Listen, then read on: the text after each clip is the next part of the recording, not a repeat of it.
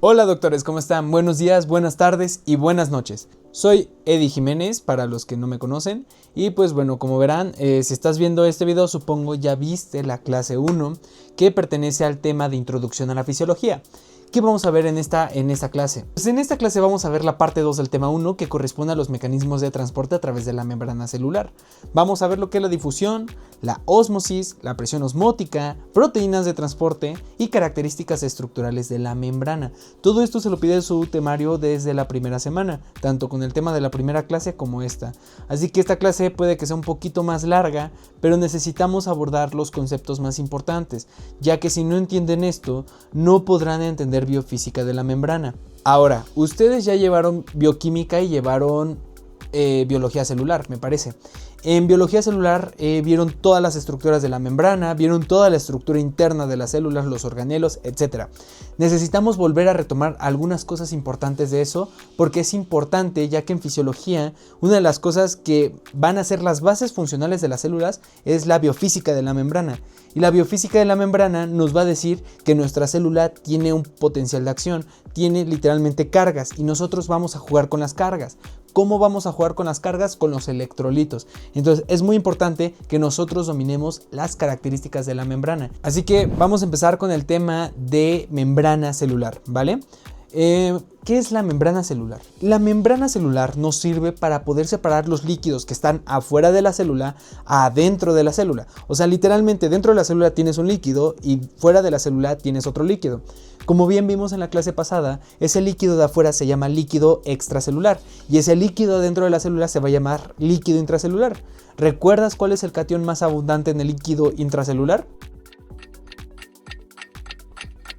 Exactamente, es el potasio. Entonces tú tienes que ya ir dominando estos conceptos porque los tenemos que aprender para todo el año. Todo el año te los van a estar preguntando y para toda la vida. Yo que me encuentro actualmente en ciclos clínicos, literalmente me lo preguntan seguido en mis materias de fisiopatología como en cardiología, que literalmente estamos todo el tiempo jugando con los potenciales de acción.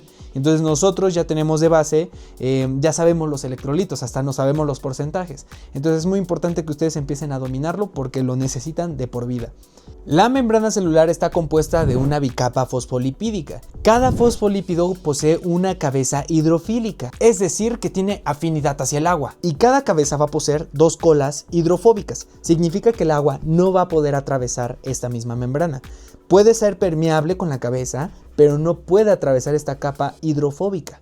Así que gracias a esto, nuestras dos cabezas, por eso es una bicapa fosfolipídica, hace que justamente la cabeza esté en contacto con el líquido extracelular y la otra cabeza esté en contacto con el citoplasma, y es así como podemos dividir ambos líquidos. Justamente esta barrera hidrofóbica funciona como una barrera para los iones y para muchas moléculas polares. Pero ¿qué crees? Si una molécula es pequeña y no tiene carga, puede atravesar fácilmente esta membrana. Algunos ejemplos son el oxígeno, el dióxido de carbono y las hormonas esteroideas. Un dato curioso es que los iones como el sodio, el cloro, el calcio, el magnesio no pueden atravesar. Y dirás, ¿pero por qué no si son moléculas pequeñas? Pues no pueden atravesar porque tienen una carga. Y esa carga se repele al tocar esta membrana. O sea, literalmente, pues por su naturaleza no pueden atravesar. Esta misma membrana la tenemos que estabilizar. ¿Y qué lo va a estabilizar? El colesterol, así es. Entonces el mismo colesterol le va a dar esta estructura, esta rigidez, para que tu membrana no esté moviéndose de estructuras literalmente que puedan dañar a la misma célula. Entonces necesitamos una molécula que nos ayude a estabilizarla, y es el colesterol. De misma forma va a contener proteínas integrales y proteínas periféricas. Las proteínas integrales pueden atravesar la membrana y estos nos van a ayudar como canales, transportadores, bombas, receptores o enzimas. Y en la superficie de la membrana también vamos a encontrar carbohidratos unidos ya sea a proteínas o a lípidos. Y estos nos van a formar algo que se llama glucocálix, el cual nos sirve como parte de la protección, la comunicación y el reconocimiento celular. Entonces, en conclusión, vamos a decir que nuestra membrana es selectivamente permeable. Permite el paso de algunas sustancias, pero limita el de otras. Ahora hablemos de la difusión. La difusión nos va a hablar específicamente de los solutos, de donde se encuentran mayormente concentrados hacia donde están menormente concentrados. ¿A qué me refiero con todo esto? Que simplemente estos solutos se van a mover y va a depender de su concentración. Entonces, si en un lado tienes mayor cantidad de solutos y en otro lado tienes menor cantidad de solutos, entonces ¿hacia dónde se va a mover?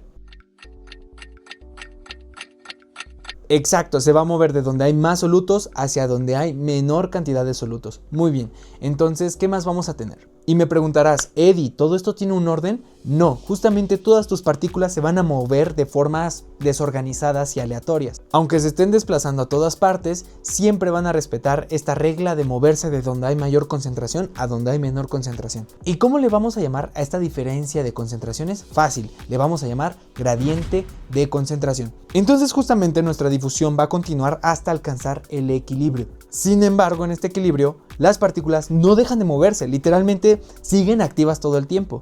Aunque esté equilibrado, estas se van a seguir moviendo de un lado a otro, y a eso le vamos a llamar equilibrio neto. La difusión se va a mover hasta alcanzar un equilibrio, pero ¿qué crees? Este equilibrio va a estar en constante cambio, va a alcanzar un movimiento el cual va a ser neto. ¿Por qué? Te voy a dar un ejemplo. Imagina que de un lado tienes mayor cantidad de concentración y en otro tienes menor cantidad de concentración. Lo que va a hacer es que este lado va a empezar a moverse hacia acá porque, como dijimos la regla, va de mayor a menor concentración, pero va a alcanzar un equilibrio. Y justamente dirás, ¿alcanzó el equilibrio? ¿Se deja de mover? No, porque están en constante movimiento, todo el tiempo se están moviendo, pero aquí va parte de las reglas del equilibrio. Justamente te va a decir que están en un equilibrio dinámico. ¿Por qué? Porque no es que deje de haber un movimiento neto, simplemente tus células, o más bien tus partículas, porque las células son las que tienen la membrana y las partículas son las que están atravesando la membrana de tus células, van a estar en este constante equilibrio. Entran 2 solutos, salen 2 solutos. Entran 3 solutos, salen 3 solutos. Una vez se haya alcanzado este equilibrio. Entonces la difusión va a ser un movimiento pasivo, ya que nuestra célula no va a requerir del uso de energía para poder chambear. Su velocidad va a depender de varios factores. Aumenta cuando el gradiente de concentración es mayor, cuando existe una superficie de intercambio amplia y cuando la membrana es más permeable. En cambio, esta velocidad se va a ver afectada o disminuida cuando las moléculas suelen ser un poco más grandes o tu membrana es un poco más ancha.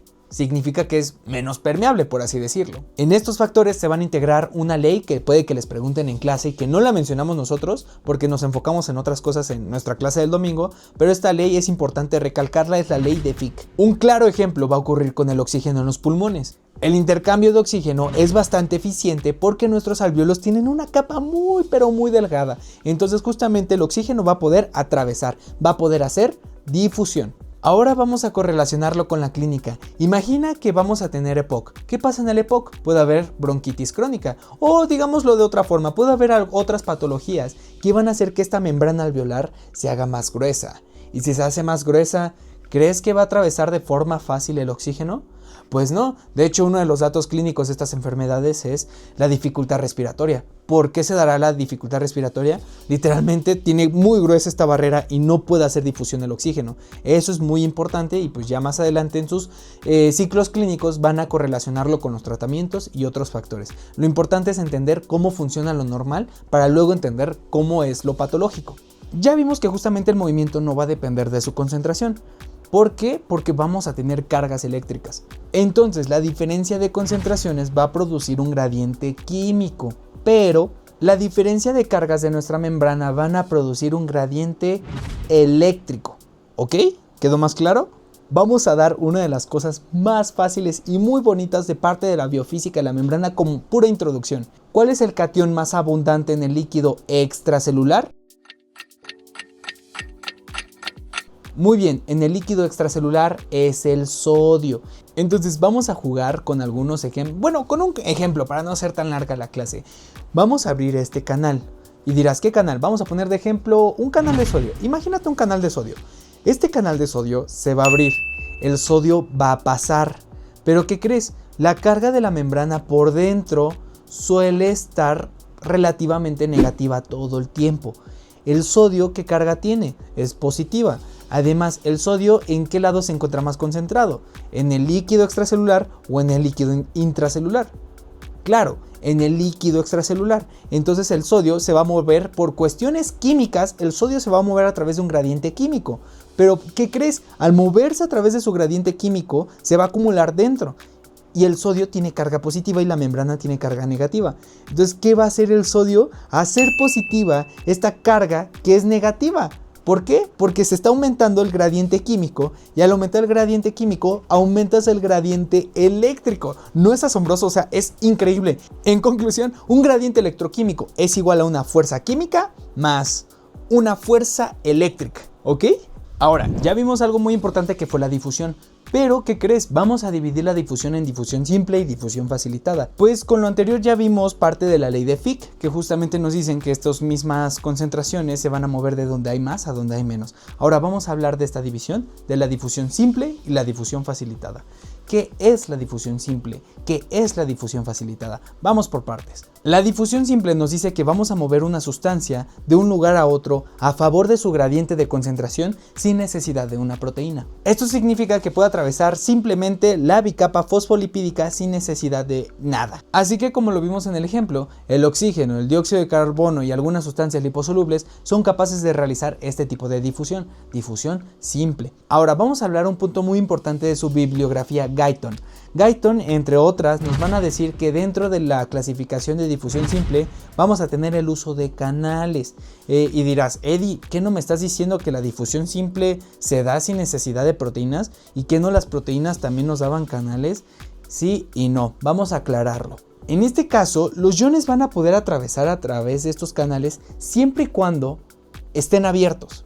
Y lo que lo va a diferenciar de las proteínas en cuestión del otro tipo de difusión es que este va a tener su morfología exacta, no tiene que modificar esta estructura. Así como las proteínas de la difusión facilitada son selectivas, también los canales van a ser selectivos. Por ejemplo, un canal de potasio, ¿a quién crees que le va a dar solamente el paso?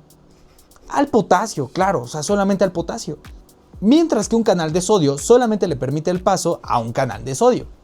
Entonces justamente esa selectividad va a depender tanto del tamaño del poro, tanto de la carga eléctrica de los iones y tanto de la carga eléctrica de la membrana. Pero, no todos los canales son así. Recuerden que tenemos un chorro de proteínas, entonces también vamos a tener otros canales que sí, además de ser selectivos, van a permanecer abiertos todo el tiempo. Y entonces significa que se pueden salir, literalmente estas sustancias pueden estar saliendo.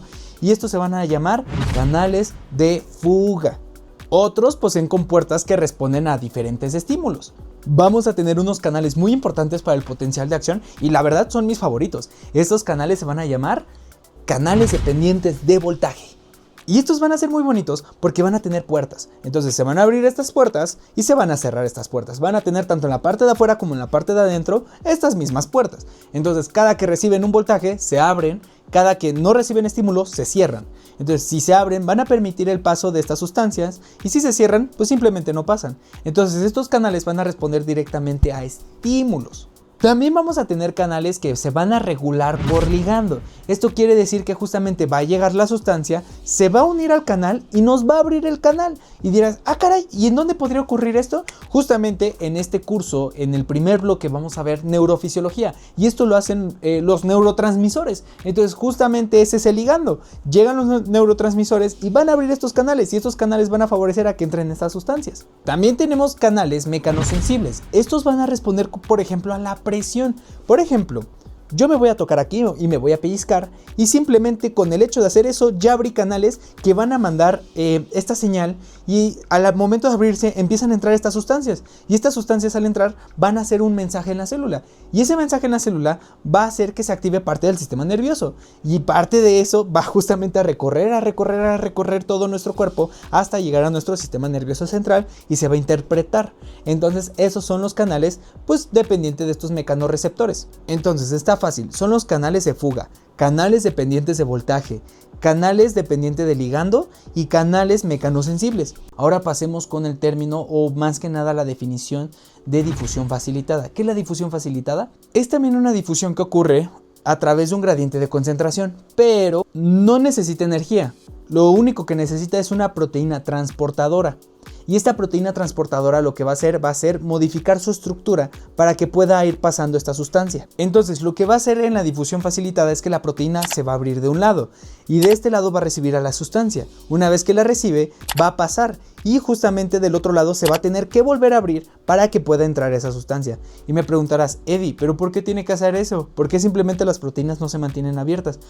Porque nuestras células son muy pero muy inteligentes y literalmente esto lo hacen para regularlo. Simplemente necesitamos este tipo de difusión facilitada porque además de tener este control nos va a ayudar a pasar sustancias como complejas, como lo es la glucosa. Entonces, un gran ejemplo son los transportadores de glucosa. Son justamente estas proteínas de membrana que ustedes vieron en bioquímica de segundo bloque. Entonces, algo muy importante de la difusión facilitada, y grábatelo muy bien, es que va a ser muy específico. Tienen una alta especificidad. Significa que solamente van a ser permeables ante ciertas moléculas específicas. O sea, significa que va a ser muy, pero muy selectivo. Ahora, estas moléculas pueden pasar todas al mismo tiempo, o sea, se puede estar abriendo, cerrando a cada rato y puede agarrar una cantidad grande de sustancias. No. ¿Por qué? Porque se van a saturar. Tenemos un límite. Todo en esta vida tiene un límite. En Karate Kid nos dijeron Buji Be Fan, mucho de algo no es bueno. Entonces, justamente hay que empezar a controlar este paso. Así que justamente cuando nosotros alcanzamos este transporte máximo, la velocidad literal va a llegar a su punto límite. Y pues literal sus profesores les van a mostrar algunas gráficas de saturación y pues simplemente les van a decir que la velocidad máxima, que se saturó, etcétera. Les van a poner gráficas. Ustedes quédense con eso, traten de entenderlo. Recuerden, fisiología no es de memorizar, simplemente es de entenderlo. Si no lo entiendes, te va a costar mucho trabajo, ya lo verás en potencial de acción. Entonces, justamente, cuando todo el transporte está ocupado, alcanzamos la velocidad máxima y ya no podemos cargar más. Literalmente es ese camión que dice, súbale, hay lugares, pero ya no hay lugares. ¿Por qué? Porque alcanzó su máximo potencial, su máximo literalmente cupo. Y pues sí, aunque se siga elevando la sustancia que va de mayor a menor concentración, no va a poder pasar porque ya se llena. Vamos a hablar del transporte activo. Ya vimos que en la difusión lo que buscamos es mover sustancias a través o a favor de su gradiente de concentración con base en la ley de Fick. Pero ahora tenemos que enfocarnos específicamente en qué pasa si vamos en contra de este gradiente de concentración. ¿Y por qué queremos ir en contra de este gradiente de concentración? Pues nuestra célula es muy inteligente y a veces va a requerir de ciertas cosas o va a tener necesidades. Entonces, para nosotros poder utilizar este tipo de transporte vamos a necesitar energía. ¿Por qué? Porque justamente un gradiente de concentración es pasivo, o sea, si va de más a donde hay menos, no utiliza energía, es pasivo. Pero si queremos ir en contra de ese gradiente, vamos a necesitar energía. Y eso justamente es parte del transporte activo, porque necesitamos darle... se movió la cámara bien raro. Necesitamos darle un empujón, ¿vale? Entonces, este empujón obviamente va a necesitar de ATP.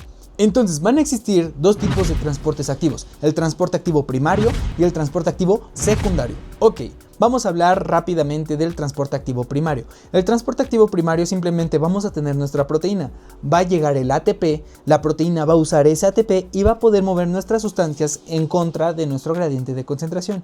Un gran ejemplo es la bomba sodio-potasio. Por cada ATP que esté utilizando nuestra bomba, lo que vamos a hacer va a ser simplemente sacar 3 sodios para afuera de la célula y meter 2 potasios. Les digo que no es tan difícil, la verdad es bastante fácil. Ok, ahora hablemos del transporte activo secundario y necesito que pongan mucha atención en esta parte porque se confunden. El transporte activo secundario no va a utilizar directamente ATP, de hecho va a depender de un transporte activo primario. Pero ¿qué va a pasar? Lo que pasa es que aquí va a entrar el concepto que ya utilizamos, una fuerza electroquímica. Vamos a explicarlo por partes. Vamos a tener la bomba sodio-potasio. Va a sacar 3 sodios y va a meter 2 potasios. Nosotros, al momento de sacar justamente mucho, pero mucho sodio afuera de la célula, ¿hacia dónde crees que se va a mover? Sí, de forma en cuestión de difusión simple. ¿De afuera hacia adentro o de adentro hacia afuera? La respuesta es de afuera hacia adentro. ¿Por qué? Porque afuera de la célula, como la bomba está sacando puro sodio, empieza a aumentar este gradiente de concentración, empieza a ser mayor esta sustancia. Entonces se va a querer mover. Pero como estamos gastando energía con esta bomba, esa energía se va acumulando al salir el sodio. Y justamente es nuestra fuerza electroquímica. Aumenta nuestra energía, aumenta nuestra fuerza electroquímica. Y como es tanta la energía, la va a aprovechar los cotransportadores.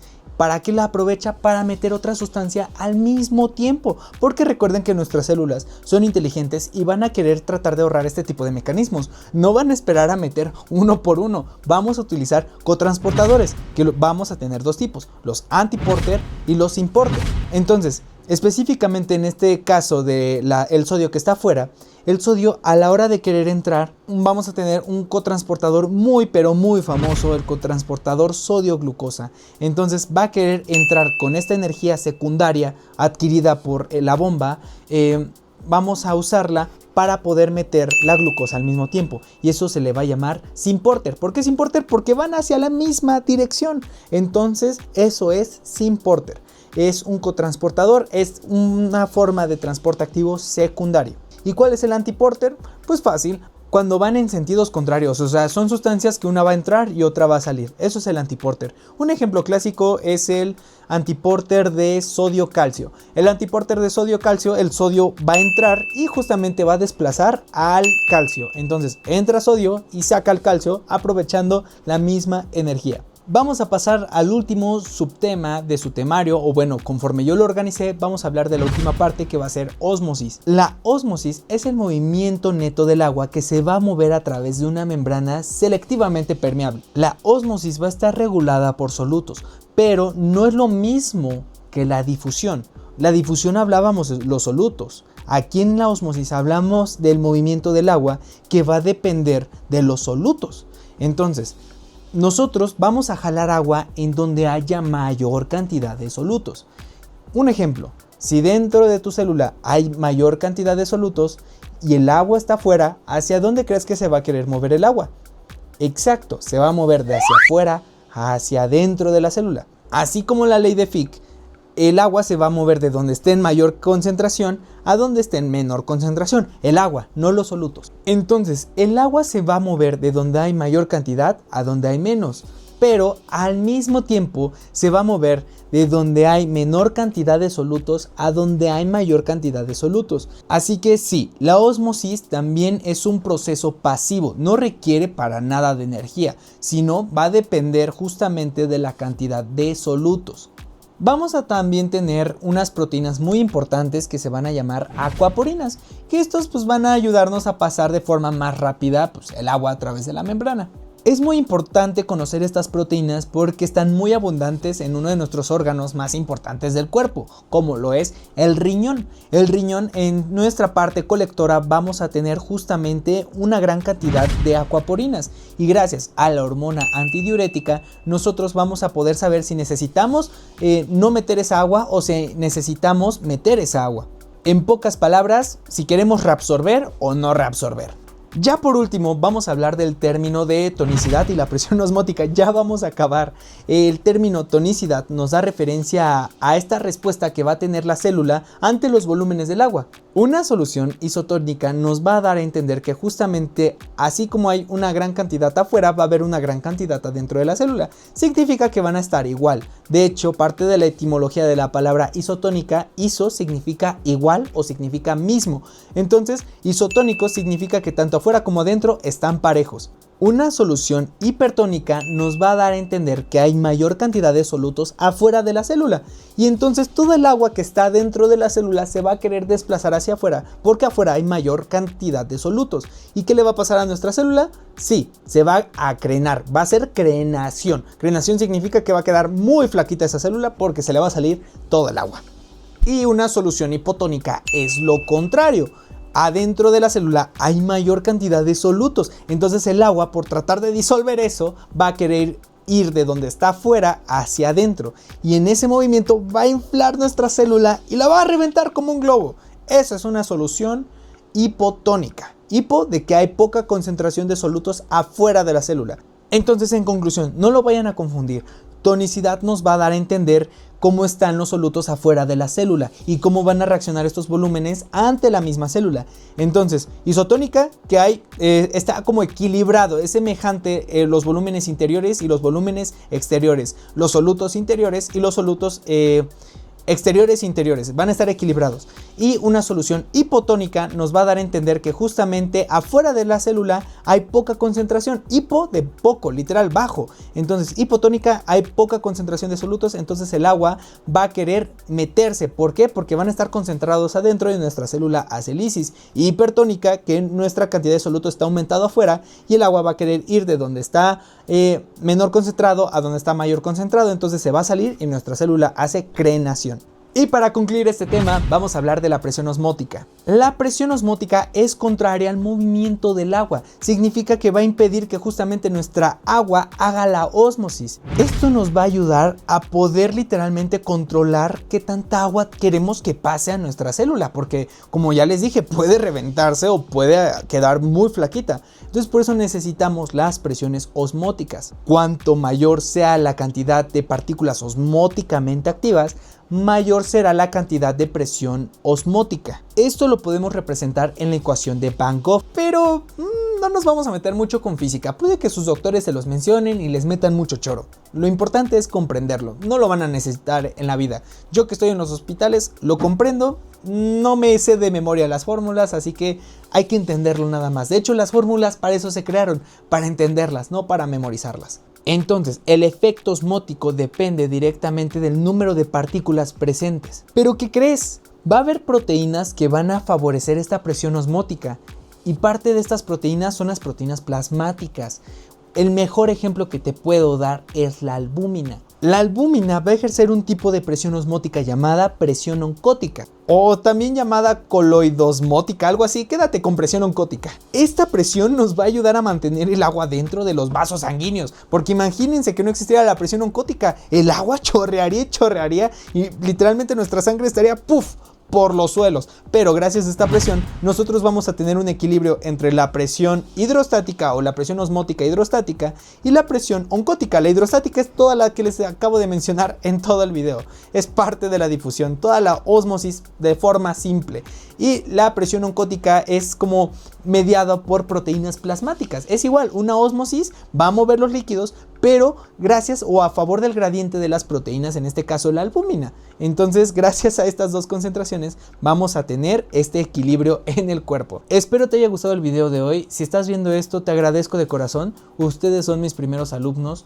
Yo quiero ser docente de corazón en la facultad. No quiero ser el mejor curso de fisiología, no quiero ser nada. Yo solo quiero expresar mi cariño hacia la docencia. Si te gustó más de fisiología, no olvides justamente suscribirte a este canal, que pues estaré subiendo uno que otro TikTok o short o reel, lo que sea. Me adapto al formato y pues nada. Para este video no se necesita plantilla, es para que tú lo hagas con un apunte libre. Y cualquier duda puedes mandarme mensajito o poner aquí un comentario y pues yo te resuelvo tu duda, ¿vale? Estamos abiertos a cualquier cosa, cualquier crítica, cualquier reseña, cualquier mensaje, cualquier comentario y cualquier opinión. Entonces, pues nada, te deseo un lindo día, una linda tarde o una linda noche. Que descanses.